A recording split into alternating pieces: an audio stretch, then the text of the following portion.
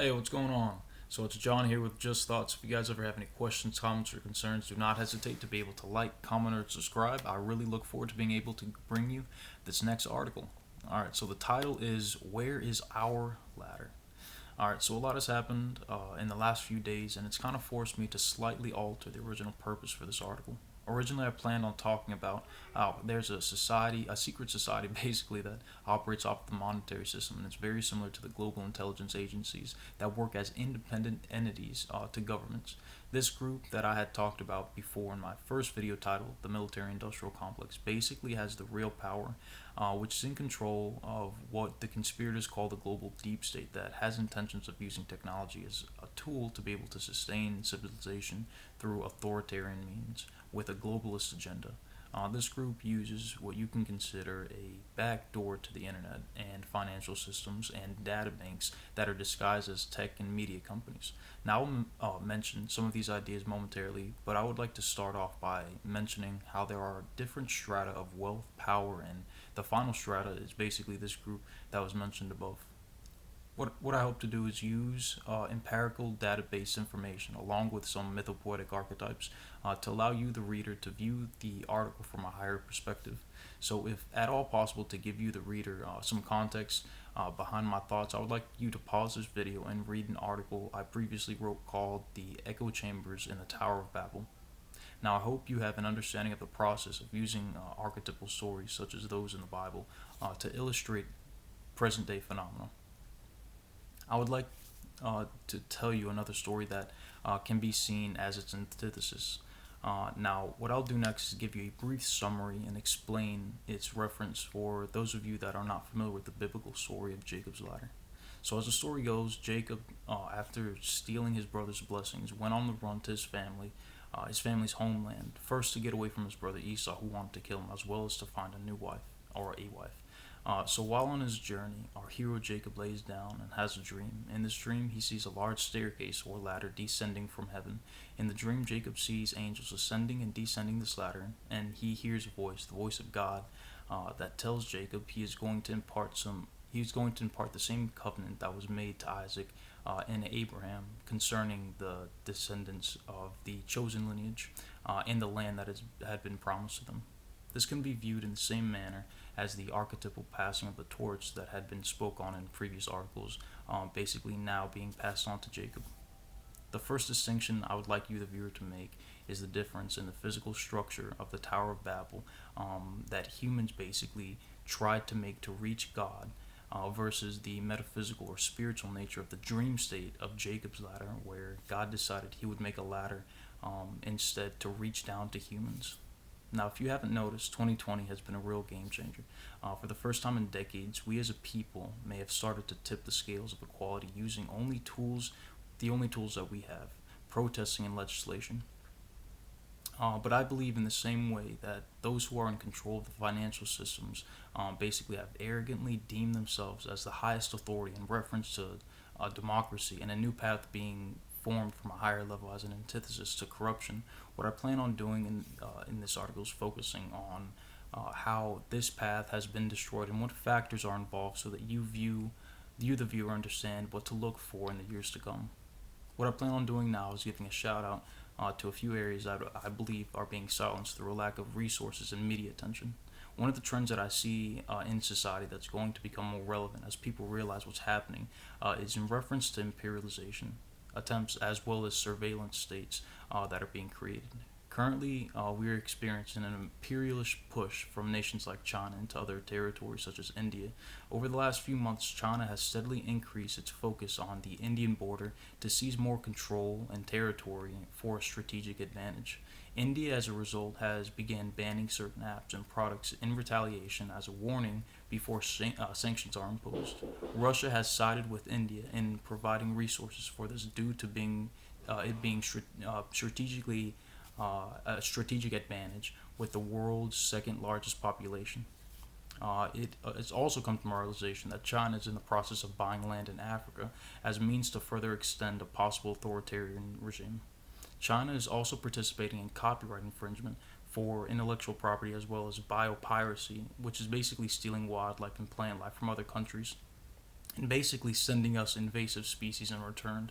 It's almost like an act of bio warfare or eco warfare, but of course we wouldn't be able to say that because it's not intentional, or it might not be intentional. Bangkok, Taiwan, and Hong Kong have created an alliance called the Milk and Tea Alliance to create a path for true democracy in their areas, and now they might have the momentum they needed for political legislation to be passed. Puerto Rico is still having debt difficulties due to the predatory loans that were taken out, affecting the economy. And people are also sometimes leaving the island due to political corruption and opportunity gaps that are finally being filled because of corrections to these political errors and a resurgence of the statehood versus independent conversation that had been in effect in the years prior.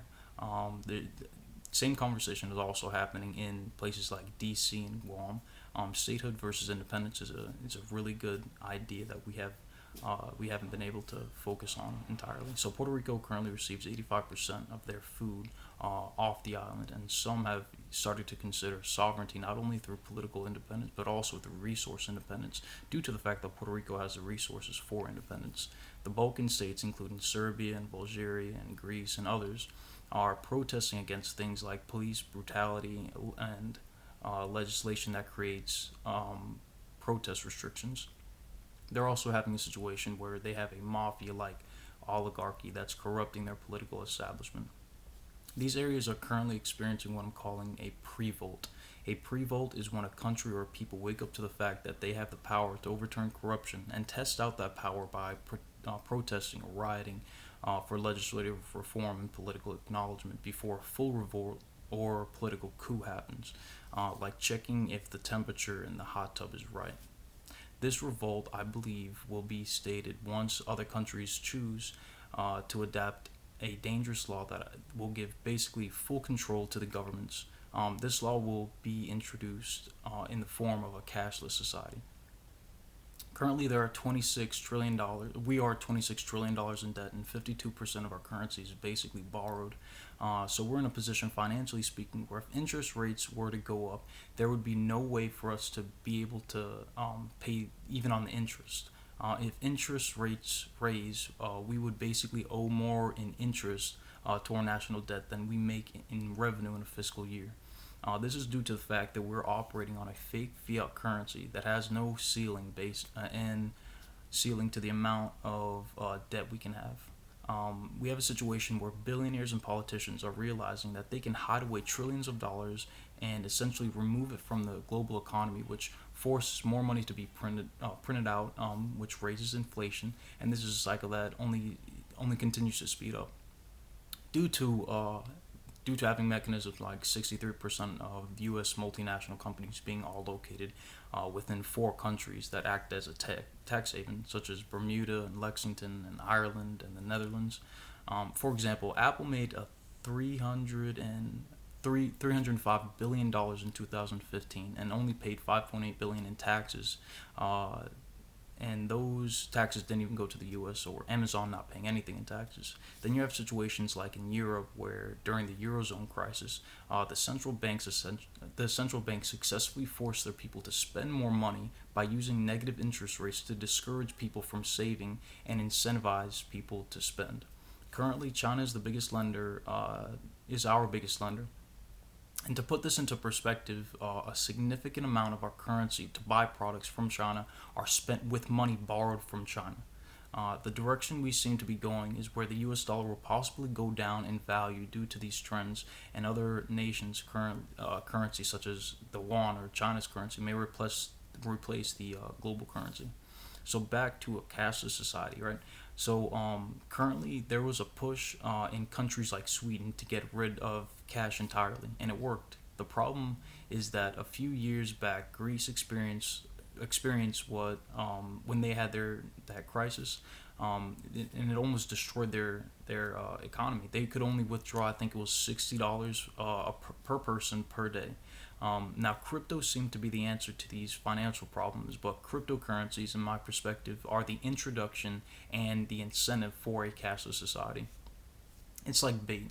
It's almost as if crypto will be the only option because those who have power are destroying the financial system and forcing us into a cashless society and into some social credit system such as the one that's operating in China currently. For more information on that, you can view a previous article on China's social credit system.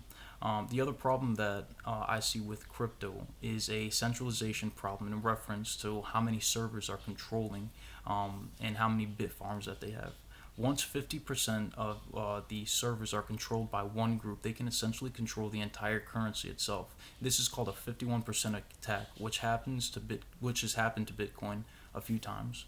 After creating a cashless society with intent for a hyper surveillance state, hyper surveillance of money and where money is moving and collecting that data, I believe the next area that I would target if I was an authoritarian would be a surveillance state.